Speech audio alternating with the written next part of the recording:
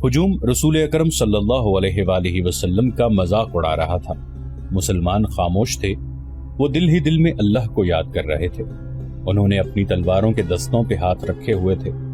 پھر نہ جانے کیا ہوا، رسول اکرم صلی اللہ علیہ وآلہ وسلم نے کیا داؤ کھیلا۔ ابن الاسیر کہتا ہے کہ آپ صلی اللہ علیہ وآلہ وسلم نے رکانہ کو اٹھا کر زمین پر پٹخ دیا۔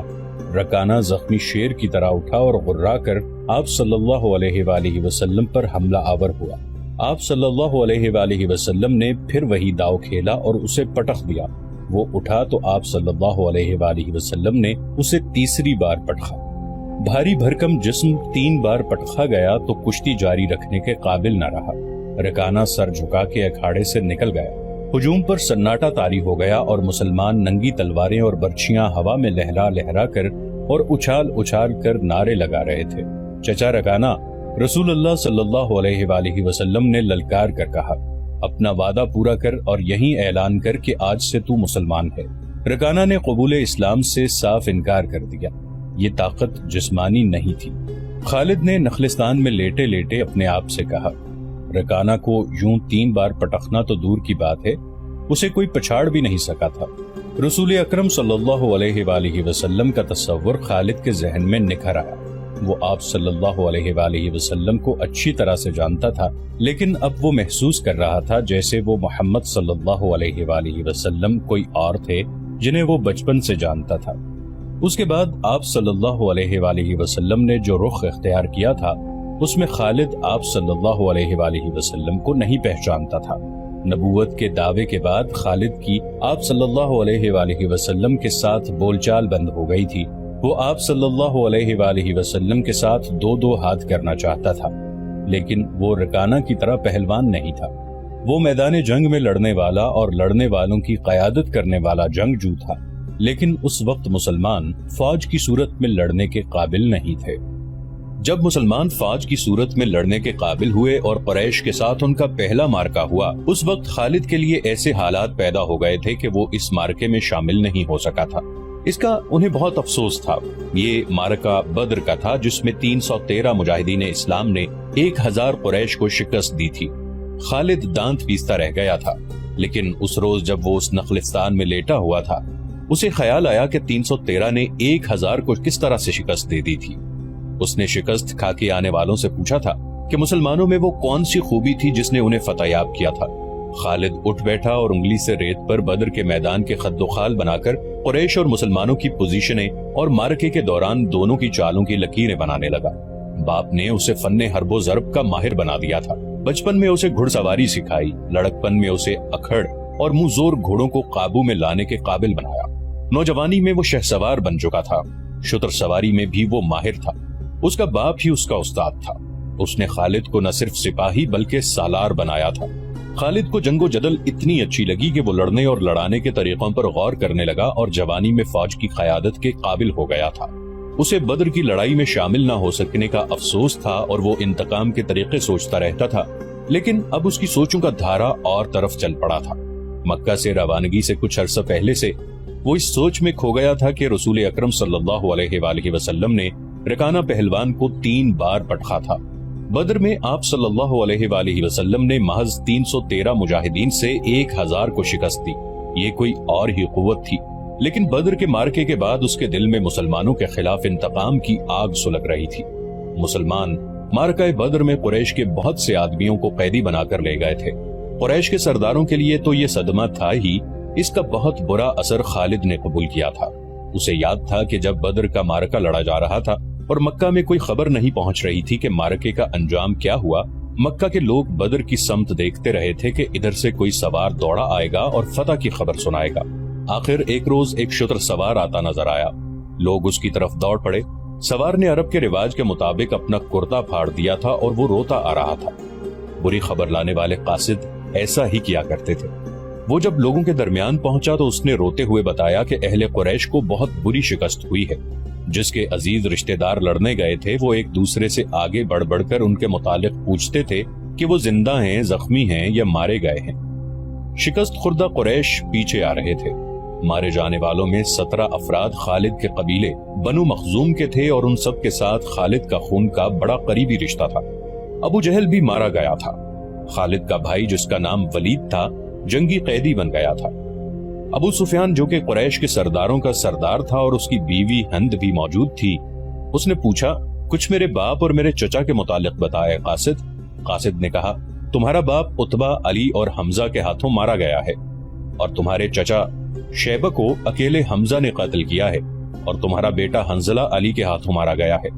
ابو سفیان کی بیوی ہند نے پہلے تو علی اور حمزہ کو بلند آواز سے برا بھلا کہا اور پھر بولی، اللہ کی قسم میں اپنے باپ اور اپنے چچا اور اپنے بیٹے کے خون کا بدلہ ضرور لوں گی۔ ابو سفیان پر خاموشی تاری تھی۔ خالد کا خون کھول رہا تھا۔ قریش کے 70 آدمی مارے گئے تھے اور جو جنگی قیدی ہوئے تھے ان کی تعداد بھی اتنی ہی تھی۔ خالد اٹھا، دری جھاڑ کر لپیٹی اور گھوڑے کی زین کے ساتھ باندھ کر سوار ہوا اور مدینہ کی سمت چل پڑا۔ اس نے ذہن کو یادوں سے خالی کر دینا چاہا، لیکن اس کا ذہن مدینہ پہنچ جاتا جہاں رسول اللہ صلی اللہ علیہ وآلہ وسلم تھے اور جو تبلیغ اسلام کا مرکز بن گیا تھا۔ آپ صلی اللہ علیہ وسلم کا خیال آتے ہی اس کا ذہن پیچھے چلا جاتا اور اسے وہ منظر دکھاتا جس کے خالق حضور صلی اللہ علیہ وآلہ وسلم تھے۔ اس کے ذہن میں ہند کے الفاظ یاد آئے جو اس نے اپنے خامند ابو سفیان سے کہے تھے، میں اپنے باپ اور چچا کو بھول سکتی ہوں۔ ہند نے کہا تھا، کیا میں اپنے لخت جگر حنظلہ کو بھی بھول جاؤں؟ ماں اپنے بیٹے کو کیسے بھول سکتی ہے؟ اللہ کی قسم، میں محمد کو اپنے بیٹے کا خون معاف نہیں کروں گی۔ یہ لڑائی محمد نے کرائی ہے، میں حمزہ اور علی کو نہیں بخشوں گی۔ وہ میرے باپ، میرے چچا اور میرے بیٹے کے قاتل ہیں۔ میرے خون کو صرف میرے بیٹے کا قتل گرما رہا ہے۔ ابو سفیان نے کہا تھا، مجھ پر اپنے بیٹے کے خون کا انتقام فرض ہو گیا ہے۔ میں سب سے پہلے یہ کام کروں گا کہ محمد صلی اللہ علیہ وآلہ وسلم کے خلاف زبردست فوج تیار کر کے اسے آئندہ لڑنے کے قابل نہیں چھوڑوں گا۔ مشہور مورخ اور وقائع نگار واقدی لکھتا ہے کہ اگلے ہی روز ابو سفیان نے تمام سرداروں کو بلایا۔ ان میں زیادہ تعداد ان سرداروں کی تھی جو کسی نہ کسی وجہ سے جنگ بدر میں شریک نہیں ہو سکے تھے، اور ان میں سے ہر ایک کا کوئی نہ کوئی عزیز اس جنگ میں مارا گیا تھا۔ سب انتقام کا ارادہ لے کر اکٹھے ہوئے۔ کیا مجھے زیادہ باتیں کرنے کی ضرورت ہے؟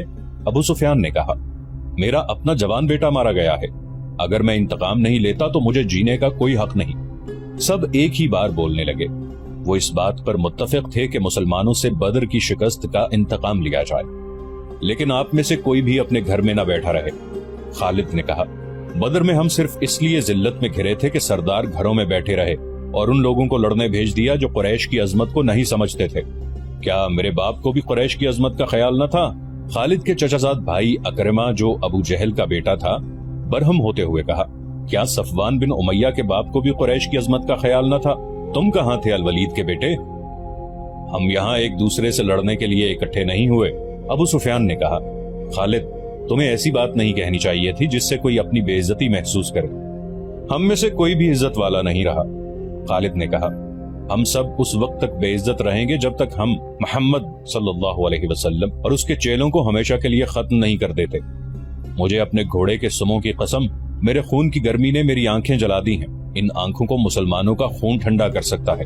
میں پھر کہوں گا کہ اب سردار آگے ہوں، اور میں جانتا ہوں کہ میں میدان جنگ میں کہاں ہوں گا، لیکن جنگ میں ہمارا جو سردار ہوگا میں اس کے حکم کا پابند رہوں گا، اور اگر میں سمجھوں گا کہ مجھے سردار نے ایسا حکم دیا ہے جو ہمیں نقصان دے گا تو میں ایسا حکم نہیں مانوں گا۔ سب نے متفقہ طور پر ابو سفیان کو اپنا سردار مقرر کیا۔ اس سے ایک روز پہلے اہل مکہ کا ایک قافلہ فلسطین سے مکہ واپس آیا تھا۔ یہ تجارتی قافلہ تھا۔ مکہ کے باشندوں خصوصاً قریش کے ہر خاندان نے اس تجارت میں حصہ ڈالا تھا۔ اس قافلے میں کم و بیش 1000 اونٹ تھے اور جو مال گیا تھا اس کی مالیت 50,000 دینار تھی۔ قافلے کا سردار ابو سفیان تھا جس نے 50,000 پر 50,000 دینار منافع کمایا تھا۔ قافلے سے واپسی کا راستہ مدینہ سے گزرتا تھا۔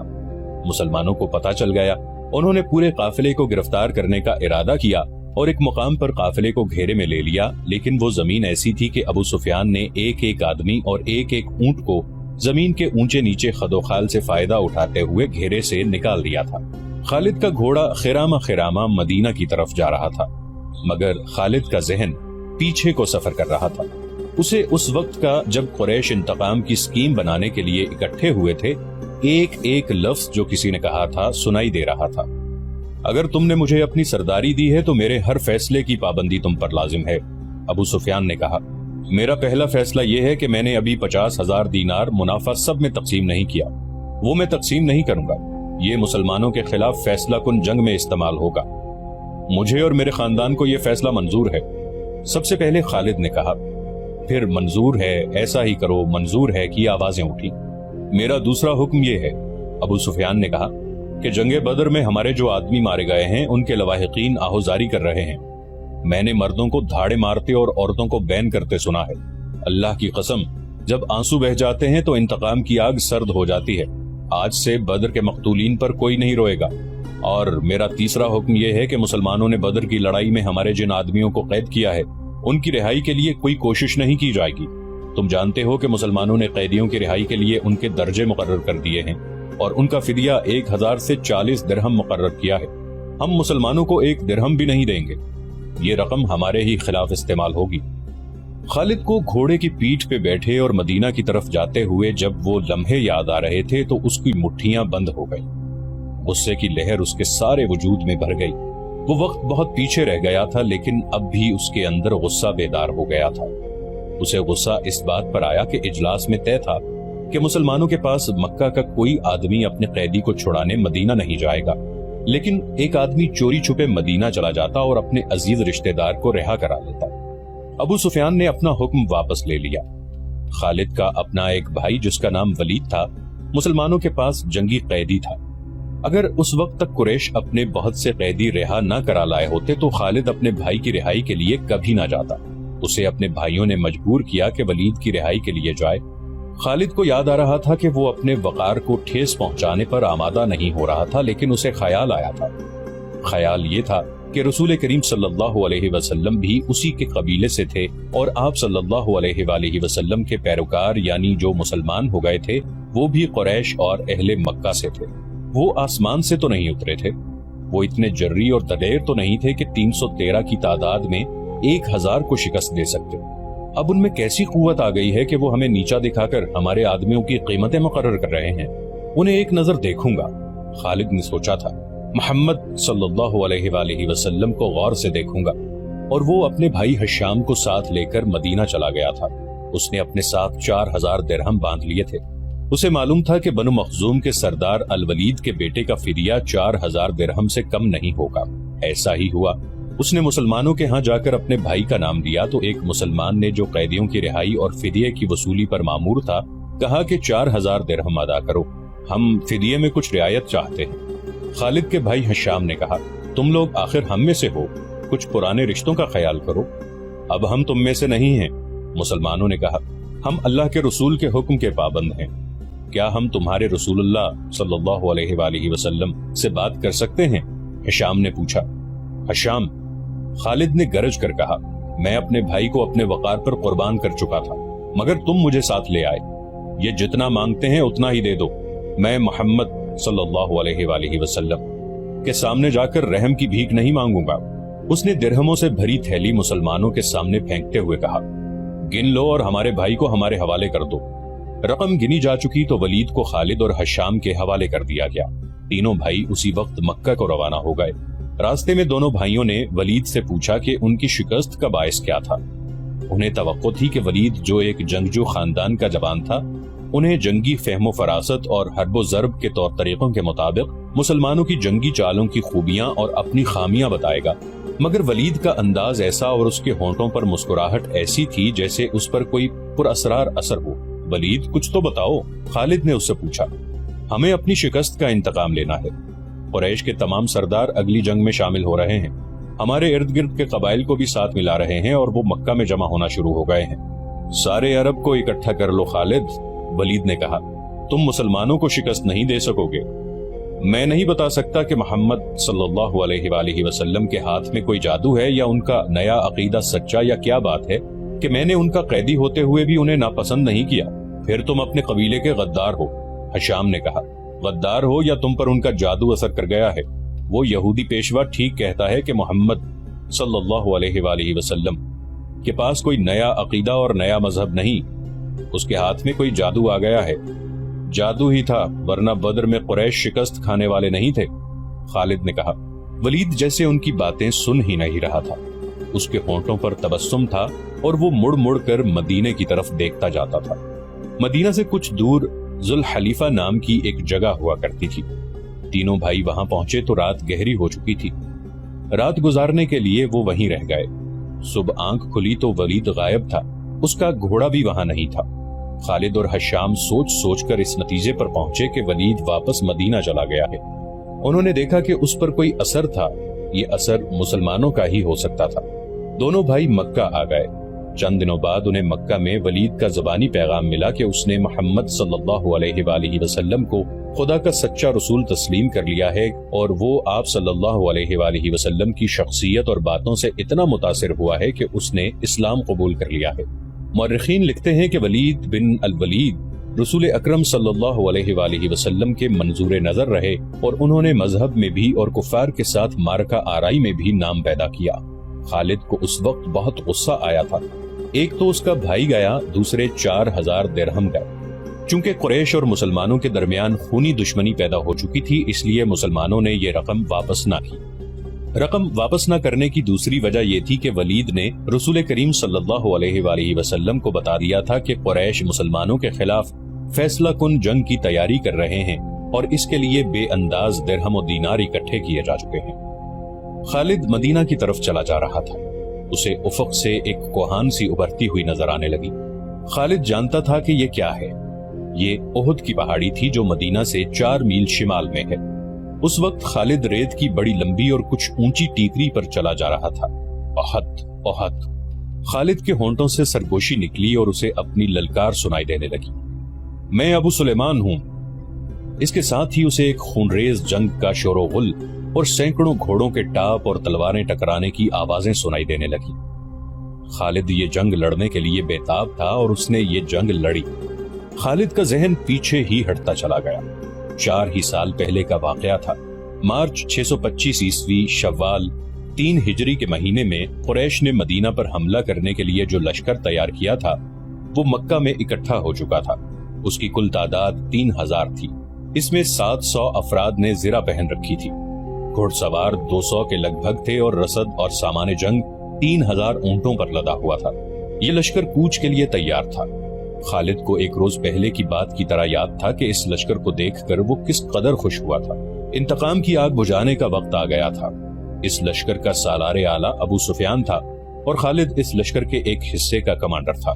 اس کی بہن بھی اس لشکر کے ساتھ جا رہی تھی۔ اس کے علاوہ 14 عورتیں اس لشکر کے ساتھ جانے کے لیے تیار تھیں۔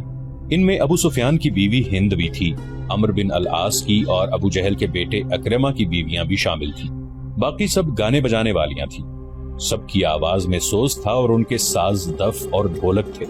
ان عورتوں کا جنگ میں یہ کام تھا کہ جوشیلے اور جذباتی گیت گا کر سپاہیوں کا حوصلہ بلند رکھیں اور ان کی یاد تازہ کرتی رہیں جو جنگ بدر میں مارے گئے تھے۔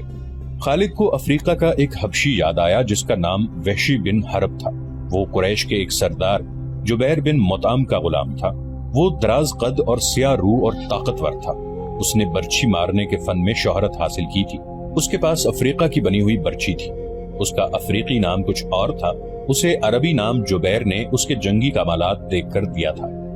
بن حرب کوچ سے کچھ دیر پہلے جبیر بن مطعم نے اسے کہا، مجھے اپنے چچا کے خون کا بدلہ لینا ہے، شاید مجھے موقع نہ مل سکے۔ میرے چچا کو بدر کی لڑائی میں محمد کے چچا حمزہ نے قتل کیا تھا۔ اگر تم حمزہ کو قتل کر دو تو میں تمہیں آزاد کر دوں گا۔ حمزہ میری برچھی سے قتل ہوگا یا آقا؟ وحشی بن حرب نے کہا۔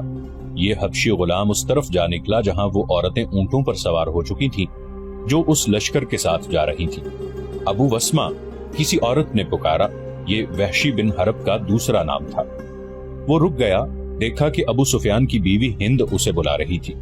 وہ اس کے قریب چلا گیا۔ ابو وسمہ، ہند نے کہا، حیران نہ ہو، تجھے میں نے بلایا ہے۔ میرا سینہ انتقام کی آگ سے جل رہا ہے، میرا سینہ ٹھنڈا کر دے۔ حکم خاتون، غلام نے کہا۔ اپنے سالار کی زوجہ کے حکم پر اپنی جان بھی دے دوں گا۔ بدر میں میرے باپ کو حمزہ نے قتل کیا تھا۔ ہند نے کہا، تو حمزہ کو اچھی طرح پہچانتا ہے۔ یہ دیکھ، میں نے سونے کے جو زیورات پہن رکھے ہیں، اگر تو حمزہ کو قتل کر دے گا تو یہ سب زیورات تیرے ہوں گے۔ وحشی بن حرب نے ہند کے زیورات پر نظر ڈالی تو وہ مسکرایا اور زیر لب پرعزم لہجے میں بولا، حمزہ کو میں ہی قتل کروں گا۔ خالد کو اپنے لشکر کا کوچ یاد تھا۔ उसी रास्ते से लश्कर मदीने को गया था। उसने एक बुलंद जगह खड़े होकर लश्कर को देखा था। उसका सीना फख्र से फैल गया था।